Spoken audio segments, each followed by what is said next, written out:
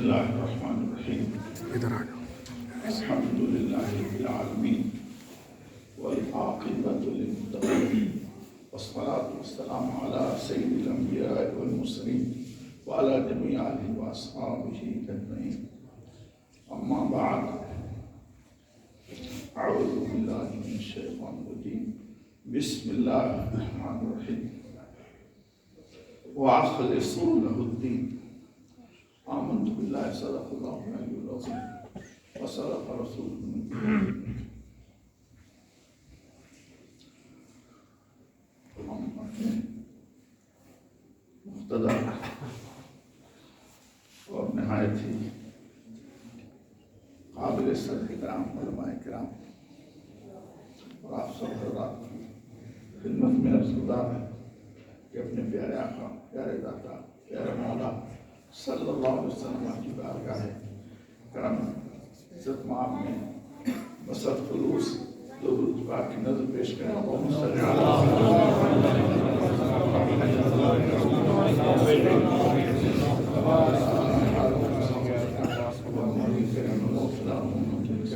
وسلم.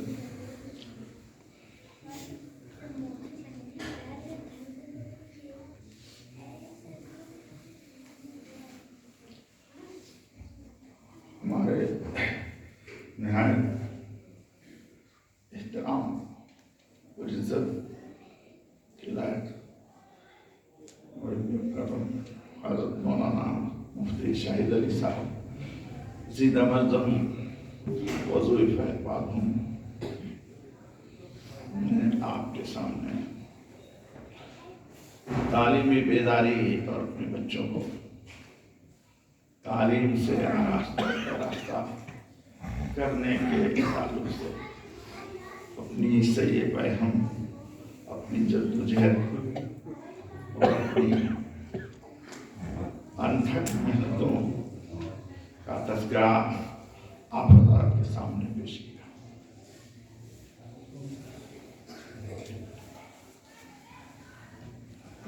ہم اس کے بعد ہماری جماعت کے نہایت عظیم اور نہایت بلند رتبہ شخصیت حضرت مفتی ثاقب صاحب اللہ کی بڑی ہی اصلاحی تقریر بہت پیاری تھا. یہ تقریر فرمانا دیتے ہوئے مجھے برابر ان کے نانا جان کی یاد آتی چلی جا رہی تھی. الحمدللہ ان کے نانا جان کی خدمت میں بیٹھا ہوں، صبح اٹھائی ہے.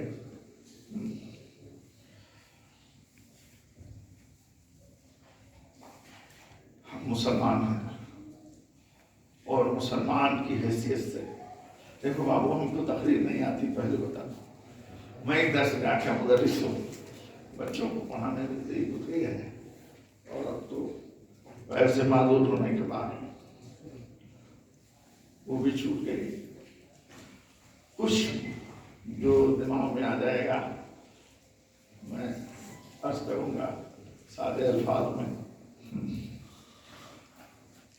اسلام بحیثیت مسلمان، ایک مسلمان اسی وقت مسلمان کہلانے کا مستحق ہے، اسی وقت مسلمان کہلانے کا حقدار ہے جب وہ بحیثیت مسلمان اپنی زندگی گزارے. اگر بحیثیت مسلمان اپنی زندگی نہیں گزارتا تو پھر وہ مسلمان کہلانے کا حقدار. یہ ہمارے اکابر علماء کرام، علم و فضل اور کمال کے پہاڑ، یہ سارے حضرات اس بات کی تصدیق کریں گے. بخاری میں، مسلم میں، ترمذی میں، حدیث کی ساری کتابوں میں آیا ہے کہ سیدنا آدم علیہ السلام کو کھڑا کیا جائے گا محشر میں اور کہا جائے گا کہ تم اپنی اولاد میں سے جہنمیوں کو الگ کرو اور جنتیوں کو الگ کرو. وہ کہیں گے کہ اے مالک اللہ، اے رب کریم، میں کیسے الگ کروں؟ کتنوں کو جہنمیوں کی صف میں لے جاؤں اور کتنوں کو جنتیوں کی صف میں؟ تو حکم ہوگا ہر 1000 میں سے 999 جہنمیوں کے فہرست میں ڈال دو اور صرف ایک شخص کو جنتی کی فکر جو یہ کیوں ہے؟ اس لیے ہے کہ وہ لوگ جو مسلمان ہونے کے دعوے دار ہونے کے باوجود، مسلمان کہلانے کے باوجود، مسلمان ہونے کی حیثیت سے اپنی زندگی نہیں گزاری۔ ابھی حضرت نے حدیث آپ کو سنائی تھی، حضرت مفتی صاحب علی صاحب کو کہا دامہ مظلوم نے کہ کلکم راعٍ وکلکم مسئول عن رعیتہ۔ خالی اس حدیث کی تفصیل و تشریح میں پوری رات بھی جائے گی۔ ہر شخص ذمہ دار ہے، ہر ایک شخص، تو ہم اور اس کے پہلو نہیں کریں گے۔ ہم کو اپنے بچوں کی تعلیم اور تربیت اور ان کو اسلامی آداب، اسلامی کلچر، اسلامی تہذیب سے آراستہ کرنا، پیراستہ کرنا، یہ ہماری ذمہ داری ہے۔ ہم اللہ نے ہر طرح کی ہمیں نعمتیں دی، ہر طرح کی توفیق نوازا، اس کے بعد بھی ہم نے اپنے بچے کی زندگی کو اسلامی ماحول میں نہیں ڈالا، اسلامی آداب، اسلامی تہذیب، اسلامی ثقافت، اسلامی کلچر میں اس کو نہیں سنوارا، اور وہ بہک گیا، بے راہ رو ہو گیا۔ تو ایسا نہیں ہے کہ صرف وہی خطوات ہوگا، ہم سے بھی بات ہو سکے۔ اللہ کریم بہت رحیم و کریم ہے، بہت رحیم و کریم ہے، بہت، لیکن بڑا جبار ہے۔ ان بطش ربک لشدید، اللہ کی پکڑ بہت سخت ہے، بہت سخت، بہت سخت۔ ہمارے علماء کرام کی زبانی آپ نے بارہا سنا ہوگا، حدیث کی قریب قریب سبھی کتابوں میں ہے کہ اگلی امتوں میں، قوم بنی اسرائیل میں، ایک عورت نے ایک بلی کو گھر میں باندھ کے رکھا، اس کو کھانا پانی نہیں دیا، وہ بھوکی مر گئی، صرف اس کے اس عمل کی وجہ سے اس کو جہنم میں ڈال دیا جائے۔ تو ذمہ داری ہم پر، ہمارے بچوں کی تعلیم و تربیت اور انہیں بحیثیت مسلم، بحیثیت مومن زندگی گزارنے کی تربیت دینا، اور ان کو اس طور سے تیار کرنا کہ وہ ہمارے بعد ایمان اور اسلام پر مضبوطی سے قائم رہیں گے، یہ ہماری بڑی ذمہ داری ہے۔ آپ بڑے خوش نصیب ہیں اور بڑی اللہ کی کرم اور اس کے انعامات کے سائے میں ہیں کہ اس نے آپ حضرات کو محب مکرم محترمہ حضرت مولانا مفتی شاہد علی صاحب مصباحی جیسا ایک انمول اور ایک نہایت ہی قیمتی تحفہ دیا ہے، جو آپ کے بچوں کی تعلیم و تربیت کے لیے اور ان کو اسلامی طرز زندگی پر زندہ رہنے کے لیے، جینے کے لیے، اور آپ کے بچوں کو دین دنیا دونوں میں آگے لے جانے اور ان کی ترقی اور ان کی فلاح و بہبود کے لیے کمر کسے ہوئے کھڑا۔ ضرورت اس بات کی ہے کہ آپ میں سے ہر کوئی ان سے کندھے سے کندھا ملائے اور ان کے قدم سے قدم ملائے۔ انشاءاللہ 2 4 سال 10 سال بعد ہر بچہ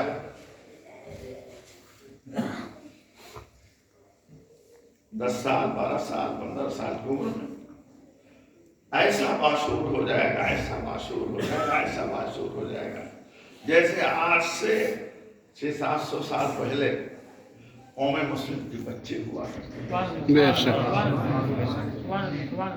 میں واقعات نہیں سناؤں گا، بہت دیر ہو جائے گی، میں اپنی گفتگو اس پر آتا ہوں۔ ابھی ایک بچے نے سب سے پہلی حدیث پڑھی، نیت میں دکھا، نیت میں دکھا۔ ہماری سب سے پہلے ایمان میں، عبادتوں میں، اللہ کی بندگی میں، معاملات میں، ایک دوسرے کی مدد کرنے میں، ایک دوسرے کی خیر خواہی میں، تعمیل و تعلیم و تربیت، ہر چیز میں نیت خالص ہونی چاہیے۔ نیت خالص ہے تو اس کا اجر، اس کا ثواب خدا کی بارگاہ ہے۔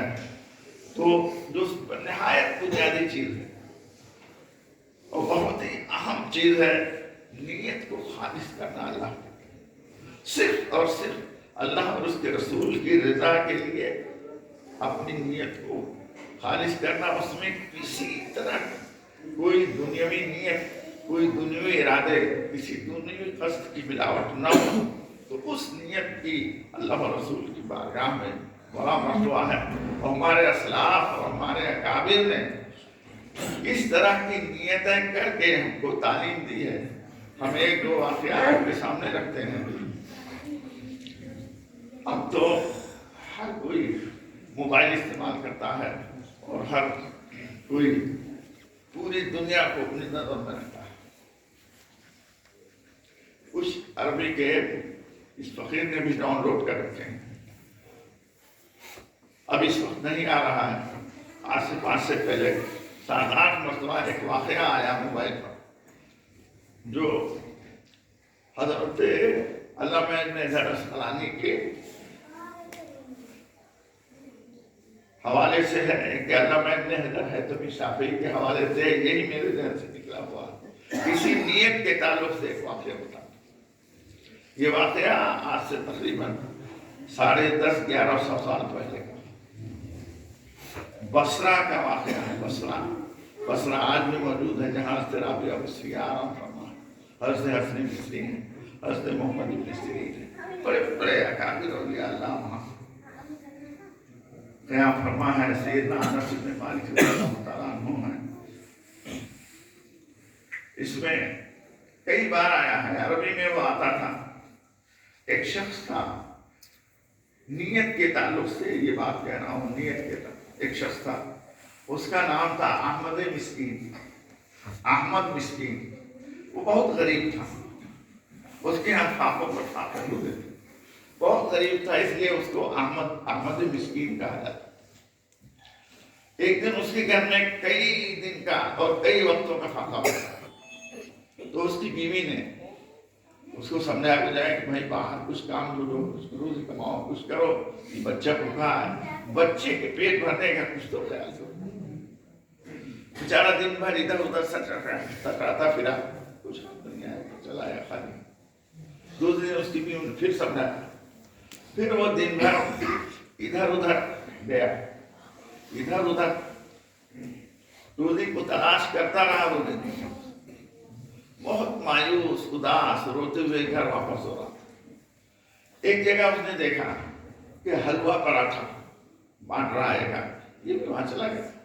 ایک شخص نے اس کو اچھا خاصا پراٹھا اور اس پر حلوہ رکھ کے دے دیا۔ یہ خوش ہو گئے، چلو ہمارے بچے کے خوراک کا انتظام ہو گیا، کم سے کم اتنے سے میری بیوی کو تسلی تو ہو جائے گی، اگر سے مجھے کچھ روزی کا ذریعہ نہیں حاصل ہوا۔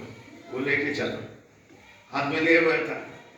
ایک عورت اپنے 7-8 سال کے بچے کو لیے کھڑی تھی، اس کو اس کے ہاتھ میں حلوہ پراٹھا دیکھ کے اس عورت کا بچہ رونے بلبلانے لگا، تو اس عورت نے اس کو روکا اور کہا میرا بچہ اتنے وقت کے فاقوں سے یہ تم جو لیے ہو حلوہ پراٹھا، اس میں سے کچھ اس بچے کو دے دو، میں اسے کچھ کھلا دوں، اس کو سکون مل جائے، بھلے مجھے نہ۔ ان کو رحم آ گیا، ان کو رحم آ گیا، اور انہوں نے کل حلوہ پراٹھا اس بچے کو دے دیا۔ وہ بچہ خوش ہو گیا، وہ لے لیا، وہ کھانے لگا۔ وہ عورت جو اس بچے کو لی ہوئی تھی، وہ نے سر آسمان کی طرف اٹھایا اور دعا کیا، اور اس کی آنکھوں سے آنسو نکلنے لگے۔ یہ چل گئی، جا کے ایک جگہ بیٹھ کے رونے لگے کہ اب میں گھر کس منہ سے جاؤں، میرا بچہ خود کئی وقت کے فاقے سے ہے، میری بیوی کئی وقت کے فاقے سے ہے، میں خود کئی وقت کے فاقے سے ہوں، کچھ ملا بھی تھا تو وہ بھی جو ہے وہ دوسرے کی نظر ہو گیا۔ یہ ایک جگہ بیٹھے رو رہے تھے کہ ایک دوست دوڑا آیا، کہا تم کہاں ہو، میں کب سے میں تم کو ڈھونڈ رہا ہوں، تم کو اللہ نے بہت مال و دولت دیا ہے، بہت مال و دولت دیا ہے. کہا مجھے اللہ نے بہت کہا تمہارے باپ نے ایک سوداگر کو، ایک تاجر کو تجارت کے لیے مال دیا تھا. وہ بندہ خدا 30-32 سال تک ملکوں تجارت کرتا رہا، تمہارے مال کو بھی تجارت میں لگاتا رہا. وہ مال بڑھ کے بہت زیادہ ہو گیا، بہت زیادہ ہو گیا، بہت زیادہ ہو گیا. اب وہ سارا مال لے کے آیا ہے، تم کو ڈھونڈ رہا ہے. تمہارے والد کو ڈھونڈ رہا تھا، معلوم ہوا کہ وہ تو تم کو ڈھونڈ رہا کہ وہ تمہارے حوالے کرے. بات چلو میرے ساتھ. ٹھیک ہے، لے گئے. لے جانے کے بعد لوگوں نے بتایا کہ ہاں ان کے بیٹے ہیں. تو اس نے بہت کافی مال و دولت ان کے حوالے کی کہ آج میں 30 سال سے تمہارے والد نے یہ اتنا مال ان کو دیا تھا تجارت کے لیے، اس کو میں لگاتا رہا، بڑھاتا رہا، یہ بڑھ کے اتنا ہو گیا. اب میں یہ سب تمہارے حوالے کرتا ہوں، پھر تم اپنی ذمہ داری سوال. اچانک ان کو اتنا کثیر خطیر مال مل گیا کہ یوں کہہ لیجیے کہ پھولے نہیں سماتے. بہرحال انہوں نے بہت بڑا کاروبار سنبھالا، بہت بڑی تجارت کی کمپنی ڈال دی. اور انہوں نے یہ سوچ لیا کہ ہر غریب، ہر مسکین، ہر پریشان حال، حافظ، قاری، عالم، مولوی، مفتی، سب کی میں اپنے مال سے مدد کروں گا. یہ کرتے تھے. تمام حافظوں کا، قاریوں کا، مدرسے پڑھانے والوں کا، مدرسے کے طلبہ کا، علماء کا، مؤذن کا، مسجد کے ساتھ وظیفہ باندھ دیا. وظیفہ باندھ دیا.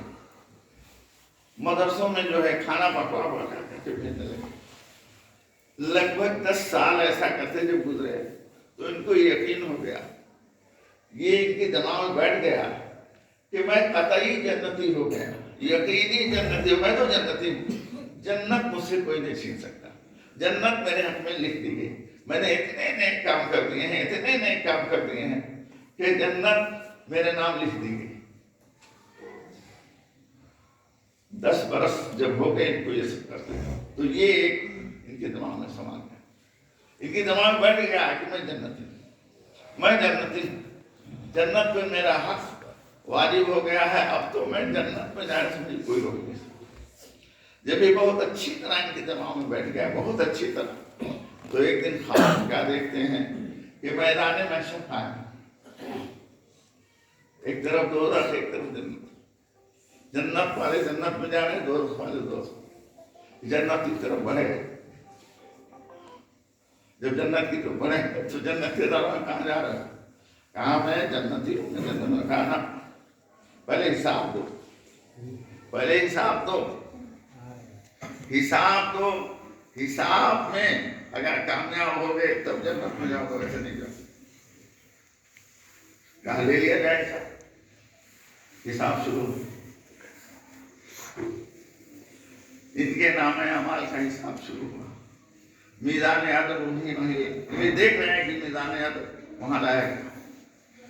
نام اعمال جو نیکیوں کا تھا وہ ہلکا ہو گیا، اور جو نامناسب اعمال تھے وہ نہیں ہو گیا. بہت پریشان، بہت حیران. گنوانے لگے میں نے اتنے لوگوں کو، علماء کو وظیفہ دیا، حافظ قاری کو وظیفہ دیا، مسجد کے مؤذن کو دیا، ایسا خدمت کی، اپنے مال و دولت سے یہ خدمت کی، یہ خدمت کی، یہ خدمت کی، یہ خدمت کی، یہ خدمت کی. وہ میری نیکیاں کہاں ہیں؟ وہ میری نیکی کہاں ہے؟ اللہ کی جانب سے ندا آئی کہ یقیناً تم نے یہ سارے کام نیکی سمجھ کے کی، اور یقیناً یہ نیک کام ہے، مگر تمہارے جتنے نیکیاں اس طرح کی تم نے گنائی ہیں اس میں نیک کام کے ساتھ ساتھ تمہاری کوئی نہ کوئی دنیاوی غرض، دنیاوی مقصد بھی شامل رہا.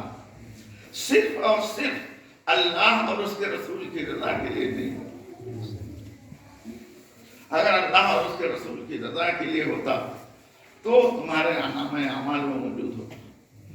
جو چیز تم نے اپنے دنیاوی غرض اور دنیاوی مقصد کے لیے حاصل کیا تھا، ہم لوگ تم کو دنیا میں دے.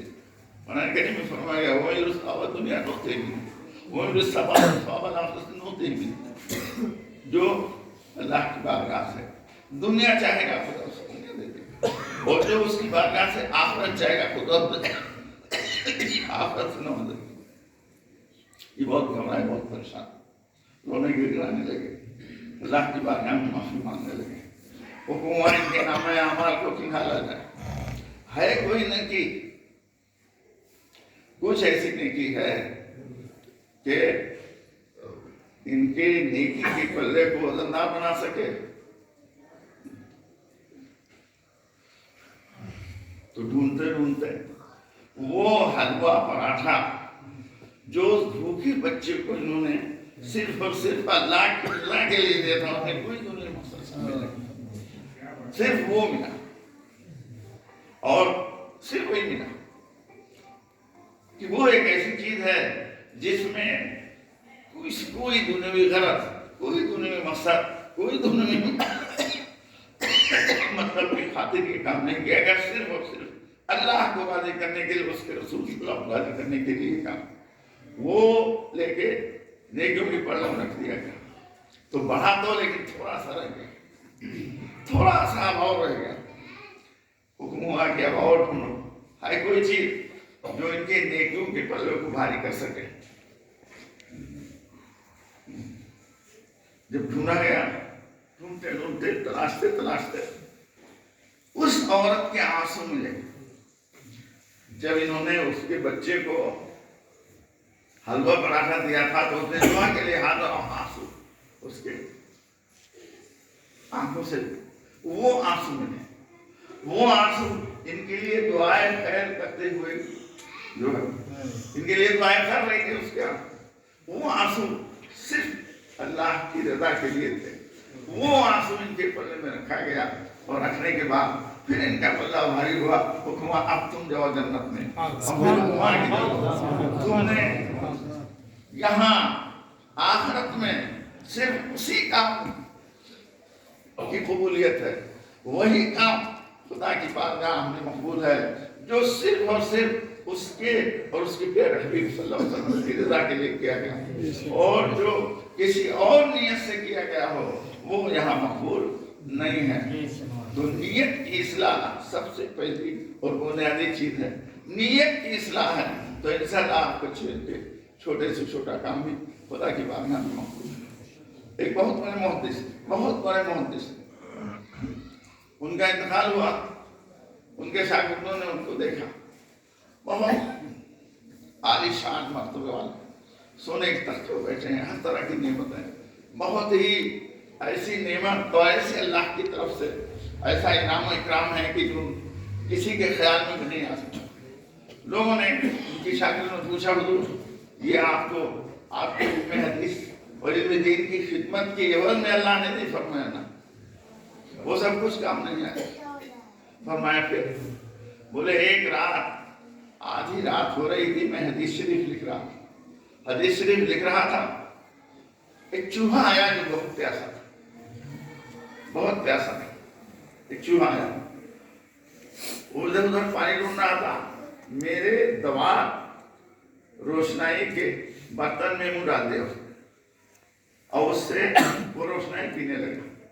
میں نے برتن کو تھوڑا سا ٹیڑھا کر دیا کہ روشنائی، اس نے وہ روشنائی پی کر کے اپنی پیاس بجھائی اور میرے لیے خدا کی بارگاہ میں دعا کی۔ اس چوہے نے جو میرے لیے دعا کی ہے، اس دعا کی یہ ساری برکت۔